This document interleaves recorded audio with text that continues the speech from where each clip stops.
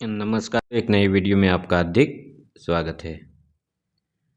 बाल दोस्तों, आज हम कक्षा 8 स्व अध्ययन पोथी सरकारी प्राइमरी स्कूल में बच्चों को जो स्व अध्ययन पोथी दी गई है, उस स्व अध्ययन पोथी में भाग नंबर 1 पर तेरी है जमी हिंदी विषय में हमारे भाग नंबर 1 में पृष्ठ क्रमांक पेज नंबर 115 पर तेरी है जमी स्व अध्ययन पोथी में जो हमें दिया गया है, उस स्व अध्ययन पोथी का आज हम सॉल्यूशन करने वाले हैं। तो बच्चों, सबसे पहले आपसे अनुरोध है कि आपके सामने आपकी स्व अध्ययन पोथी की पृष्ठ क्रमांक 115 हमें खुली रखनी है। तो बच्चों देखिए, तेरी है जमी बहुत ही अच्छा सा प्रार्थना काव्य है। उसमें देखे प्रश्न 1, सही विकल्प चुनकर बॉक्स में निशान कीजिए। राइट का निशान हमें करना है बच्चों। तेरी है जमी काव्य का प्रकार है, कौन सा है? प्रार्थना काव्य है। जिस्म शब्द का अर्थ क्या होता है? शरीर। तो बच्चों हमें क्या करना है कि बॉक्स में हमें राइट का निशान लगा देना है। तीसरा है, सबसे बड़ी ताकत वाला कौन है? भगवान। आसमान शब्द का विलोम शब्द कौन सा है? विलोम यानी कि विरुद्धार्थी शब्द। आसमान तो के धरती। काव्य में संसार के लिए शब्द है दुनिया। काव्य में ईश्वर के प्रति कौन सा भाव व्यक्त हुआ है? कृतज्ञता। सातवां है, वे शब्दांश से जो सार्थक शब्दों से पूर्व जोड़ने पर अर्थ में परिवर्तन ला देते हैं, उपसर्ग। और हाँ बच्चों, आपसे अनुरोध है कि सबसे पहले आप इस चैनल में हैं तो चैनल को सब्सक्राइब कर देना, और यदि आप फेसबुक पर इस वीडियो देख रहे हो तो मुझे फॉलो जरूर करना। आठवां है, मनुष्यता शब्द में प्रत्यय है। तो मनुष्य, सबसे पहले बच्चों हमें ये ख्याल होना चाहिए कि शब्द के आगे लगता है उसे उपसर्ग कहते हैं, और शब्द के पीछे लगता है उसे प्रत्यय कहते हैं। तो हमें उसमें क्या कहा है? मनुष्यता शब्द में प्रत्यय है, तो क्या है? मनुष्य है, लेकिन ता है, तो ता प्रत्यय है, तो उसमें हमें राइट कर देना है। नौवां, ऐसे शब्दांश जो शब्दों के अंत में जुड़कर नए शब्दों का निर्माण करते हैं उसे कहते हैं प्रत्यय। जो इसमें क्या कहा है? ऐसे शब्दांश जो शब्दों के अंत में जुड़कर, उसे क्या कहते हैं? प्रत्यय कहते हैं। आगे जोड़ते हैं उन्हें उपसर्ग कहते हैं। तो उसमें हमें प्रत्यय पर राइट कर देना है। हिंदू धर्म के लोग प्रार्थना करने के लिए कहाँ जाते हैं? मंदिर में। फिर प्रश्न दूसरा, प्रश्नों के उत्तर लिखिए। किसकी कृपा से हमें शरीर और प्राण मिले हैं? हमें ईश्वर की कृपा से हमें शरीर और प्राण मिले हैं। दूसरा प्रश्न है, वह सारा संसार तेरा है ऐसा कवि ने क्यों कहा है? क्योंकि ईश्वर ने ही यह सारा संसार, पृथ्वी, आसमान एवं ब्रह्मांड की रचना की है। ईश्वर ही इस संसार में सर्वोपरि है, इसीलिए कवि ने यह सारा संसार तेरा है ऐसा कहा है। उसके बाद बच्चों तीसरा प्रश्न, प्रश्नों के उत्तर लिखिए। आप भगवान से क्या क्या मांगते हैं? मैं भगवान से सभी जीवों के लिए शांति एवं स्वतंत्रता की मांग करूंगा, और सभी जीवों को आवास और खाना मिल जाए ऐसी प्रार्थना मैं हर रोज करता हूँ। उसके बाद दूसरा प्रश्न देखिए, तेरी मर्जी से ए मालिक हम इस दुनिया में आए हैं, इस पंक्ति का भाव स्पष्ट कीजिए। इस पंक्ति में क्या कहना चाहते हैं उसका हमें बच्चों भाव लिखना है। इस पंक्ति में कवि ईश्वर से कहना चाहता है कि हे ईश्वर, तेरी मर्जी से ही हम यह जिस्म मिला है, और हमारी रूह भी आपकी देन है। हम तुम्हारी मर्जी से ही इस दुनिया में आए हैं, यानी कि हमने जन्म पाया है। फिर तीसरा प्रश्न, तू बड़ा मेहरबा ऐसा कवि ने किसे कहा है? क्यों?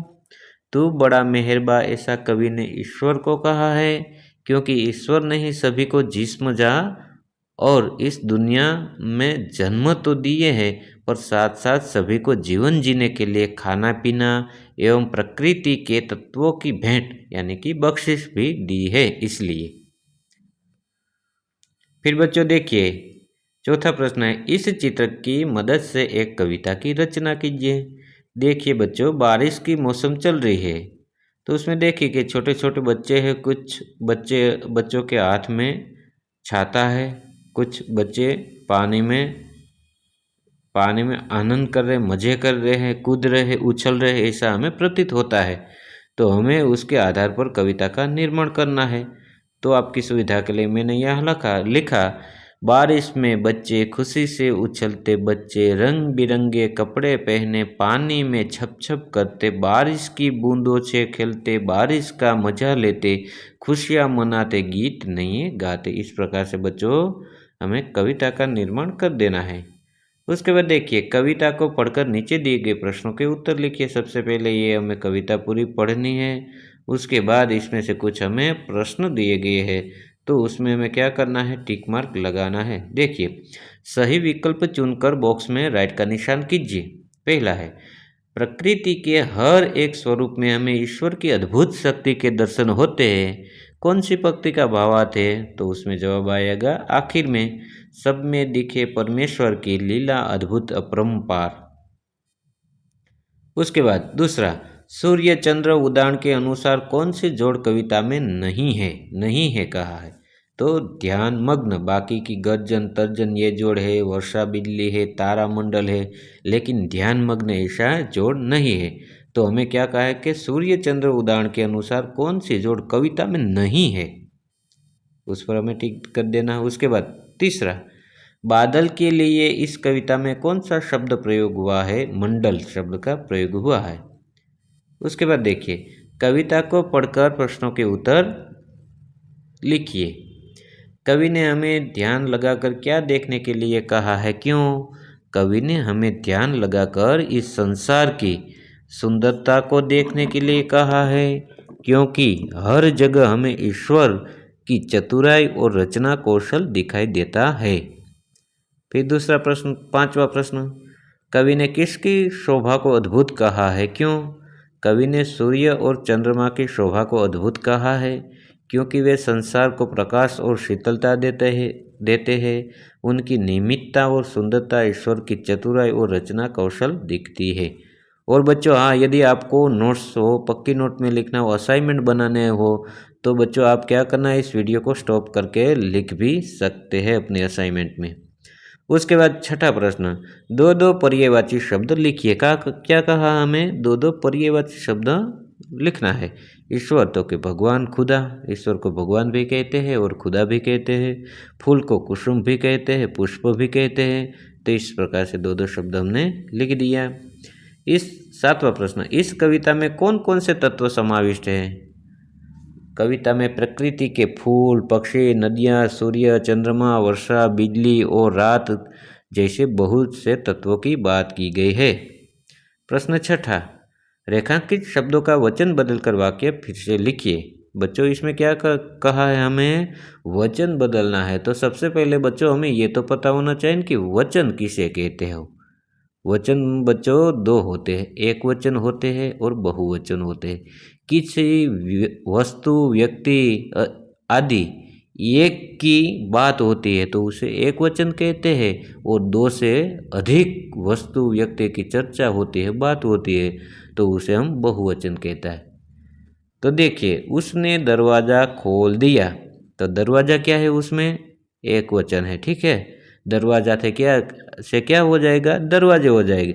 तो उसने का बहुवचन करें हम, तो उन्होंने दरवाजे खोल दिए हैं। देखिए बहुत ही ठीक तरह से, उसने दरवाज़ा खोल दिया है। देखिए उसने का उन्होंने होगा, दरवाज़ा का दरवाजे हो जाएगा। जिस प्रकार से लड़का तो के लड़के होता है ना, बेटा तो के बेटे। मेरा एक बेटा है, तो मान लो कि किसी को दो बेटे, तो मेरे बेटे हैं, इस प्रकार बोल सकते हैं। तो इस प्रकार से देखिए उन्होंने दरवाजे खोल दिए हैं। और आखिर में बच्चों देखिए मैंने उत्तर लिखा है, इनमें डबल मात्रा है कि है, उसके पास एक अनुस्वार है, बिंदी है। तो पहले में देखिए कि एक वचन है दरवाजा, तो उसमें बिंदी नहीं है, अनुस्वार नहीं। लेकिन कोई भी वाक्य बहुवचन में प्रयुक्त होता है तो आखिर में है के ऊपर अनुस्वार यानी कि बिंदी आती है बहुवचन को दर्शाने के लिए। दूसरा है, तुम छाता लेकर कहाँ जा रहे हो? छाता का क्या हो जाएगा? छाते। तुम छाते लेकर कहाँ जा रहे हो? फिर तीसरा है डाली झूल रही है, डालियाँ झूल रही है, उसमें भी बहुवचन होता है। तो आखिर में देखिए एक के ऊपर मैंने बिंदी लगा दी और डाली का डालिया हो गए। जिस प्रकार से महिला जा रही है, हम कहे महिला जा रही हो तो कहे कि महिला जा रही है, लेकिन दो या दो से अधिक हो तो हम बोल सकते महिलाएं जा रही है। तो उसमें क्या आएगा? अनुस्वार के ऊपर बिंदी भी आ जाएगा और इया प्रत्यय जुड़ जाएगा, महिला महिलाएं इया। देखिए अब चौथा है मैं आज पाठशाला नहीं जाऊंगा। मैं का हो क्या हो जाएगा? बहुवचन। हम आज पाठशाला नहीं जाएंगे, जाऊंगा का बहुवचन करो तो क्या हो जाएगा? जाएंगे। बच्चे प्रार्थना करते, इसमें क्या है? बच्चे बहुवचन है तो उनमें दो या दो से अधिक है, लेकिन उसे हमें क्या करना है? एक वचन में परिवर्तित करना है। बच्चा प्रार्थना करता है, ठीक है। सातवां है अपूर्ण काव्य को पूर्ण कीजिए। अधूरी कविता है उसे हमें पूर्ण करनी है। बहुत जरूरी होती है शिक्षा, सारे अवगुण धोती शिक्षा, ज्ञान का सागर है शिक्षा, जीवन का आधार है शिक्षा, सच्चा मार्ग दिखाती शिक्षा, भविष्य को उज्जवल बनाती शिक्षा। फिर उसके बाद देखिए बच्चों आखिर में नीचे दिए गए शब्दों में उचित उपसर्ग अथवा प्रत्यय जोड़कर उसे शब्द बनाइए। जो क्या का है? उपसर्ग यानी कि आगे लगाना है कभी कभी और कभी शब्द में पीछे लगाना है, उसका जोड़कर एक नए शब्द का निर्माण होता है। देखिए ज्ञान, ज्ञान के आगे अ लगा दिया उपसर्ग तो क्या हो गया? अज्ञान। ज्ञान यानी कि बुद्धि, ज्ञान, लेकिन उसमें अ का मतलब होता है नहीं। जिसमें ज्ञान नहीं होता है उसे क्या कहते हैं हम? अज्ञान। तो उसमें अ का मतलब होता है नहीं, तो अ है इसमें, वह क्या है बच्चों? उपसर्ग है। उसके बाद लिखिए मानव, उसमें ता प्रत्यय जोड़ दो तो मानवता हो जाएगा। मानव तो है लेकिन किसी किसी लोग में जो मानवता की भावना होती है तो इसे कहते हैं कि ये लोग तो मानवतावादी है। तो मानव तो कि मानवता, कुल तो कि कुलीन, कुल का श्रेष्ठ जो होता है उसे कुलीन कहते हैं हम। और उसके बाद देखिए हिंसा तो कि अ लगा दो तो अहिंसा, फिर शान तो उसमें दार प्रत्यय जोड़ दो तो शानदार हो जाएगा। उसके बाद 9वां प्रश्न निम्नलिखित पंक्तियों का भावार्थ लिखिए। तेरी मर्जी से ए मालिक हम इस दुनिया में आए हैं, तेरी रहमत से हम सब ने ये जिस्मो जा पाए हैं। हे ईश्वर हम इस संसार में तुम्हारी इच्छा से आए हैं। यह जीवन हमारा शरीर और प्राण श्वास हमें तुम्हारी कृपा और रहमत से ही प्राप्त हुए हैं। फिर आगे की पंक्ति तू चाहे तो हमें रखे, तू चाहे तो हमें मारे, तेरे आगे झुका के सर खड़े हैं आज हम सारे। वो सबसे बड़ी ताकत वाले तू चाहे तो हर आफत टाले, तेरी है मर्जी। हे परमेश्वर तू सर्वशक्तिमान है। यदि तू चाहे तो हमें जीवन दे सकता है और यदि चाहे तो हमें मार भी सकता है। हम सभी तेरे सामने सिर झुकाकर खड़े हैं क्योंकि तू सबसे बड़ी ताकत रखने वाला है। उसके बाद 10वां निम्नलिखित शब्दों के शब्दकोश के क्रम में लिखिए। ये भी बच्चों बहुत ही ज़रूरी है। आपकी कक्षा में आपके टीचर ने, आपके सर ने बहुत अच्छी तरह से शब्दकोश के क्रम पढ़ाए गए होंगे। छठी कक्षा में भी आते हैं, छठी से लेके 8वीं तक, और आगे भी हम 11वीं 12वीं कॉलेज में अभ्यास करेंगे, उसमें भी बहुत ही ज़्यादा हमें ये शब्दकोश के क्रम काम में आते हैं। तो बच्चों हिंदी में देखिए सबसे पहले शब्दकोश के क्रम को सबसे पहले हमें क्या लेना होता है? स्वर लेने होते हैं। स्वर कितने हैं? 13। अ आ ई उ ऊ रू ए ऐ ओ औ अम अह। और बाकी के 34 व्यंजन होते हैं। कैसे? क ख ग घ ङ च छ ज झ ञ ट ठ ड ढ ण त थ द ध न प फ ब भ म य र ल व श श ष ह र क्ष त्र न। तो बच्चों इस प्रकार से हमें एक के बाद एक हमें लगाना होता है। सबसे पहले हमें ध्यान रखना है कि कोई स्वर है, स्वर में भी ध्यान रखना है कि सबसे पहले क्रम के हिसाब से क्या आएगा? ओ आ ई उ इस प्रकार से आएगा। तो देखिए इसमें मैंने लगा दिया है, इसमें आवाज़, क्षमा, खुशी, जंगल, शव, समाचार, संग, सुध। तो बच्चों ये था आज का वीडियो। आपको ये वीडियो कैसा लगा ज़रूर कमेंट करके बताना। और यदि आप फेसबुक पर ये वीडियो देख रहे हैं तो मुझे फॉलो कर लेना, और यूट्यूब पर देखते हैं तो मुझे सब्सक्राइब करना और एक प्यारा सा कमेंट कर देना। अपने बच्चों को भी ज़रूर ये वीडियो की लिंक भेजना, इसलिए उसे भी ये लाभ मिले। तो बच्चों, ये था आज का वीडियो। मिलते हैं अगले वीडियो में। नमस्कार, थैंक यू, टाटा।